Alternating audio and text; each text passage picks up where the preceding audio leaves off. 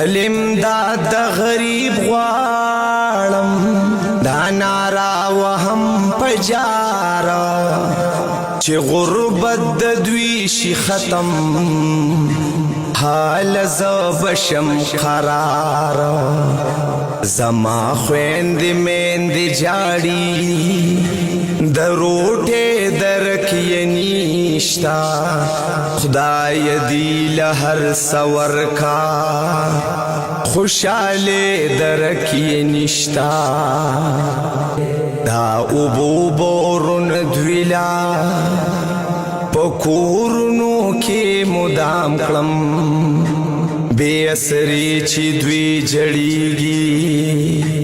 کال زجون پا آرام کلم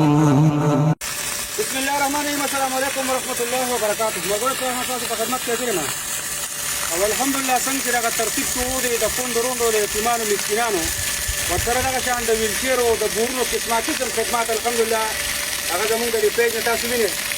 یو رابطه کړې وه چېرې په میاشت کې به د ما طرفه یو بورډ وکړې الحمدلله په هغې کې مونږ بله یو د صفدر کاکا د جومات ته وکړو د اصل په لار باندې په بختاري روډ باندې بیا هغه لکه پیسې راولېږلې وې چېرې یو بل بور به وکړې او ما ته به بیا وویل چېرې څومره پیسې ته راغلې نو دا زمونږ سره د ګنګا په لار باندې الحمدلله زمونږ سره دلته زمونږ د خپل کلي یو ماشوم دی یتیم دی او دې ته دا کور جوړېږي دا ماته د خپل خپلوان جوړوي هغه ټکه پکه لګیا دي دې ته د بور ضرورت و الحمدلله دا بور چې کوم دی دا د دې یتیم لپاره کوي دغه ویډیوګانو مقصد دغه چېرې دا پیسې هغه خلک راولېږي چې هغوی ته پته وي چې زموږ دا پیسې یا کوم ځای کې ولګېدې په کومه طریقه ولګېدې په کوم ترتیب باندې ولګېدې اوبه د الله تعالی یو ډېره لویه صدقه جاریه ده او الحمدلله دغه اوبه دلته کې دې پیرې دا د یو د یتیم دپاره استعمالېږي دغه بور دا پیرې یتیم ته وشو الله پاک ته دا پیسې باغ دی که په کار کې چې په کار کې کړه کړې او انشاءالله کوشش وکړو چې کوم ځای کې مستفق خلک د دې ضرورتونه انشاءالله هغه به ورته پوره کوو دا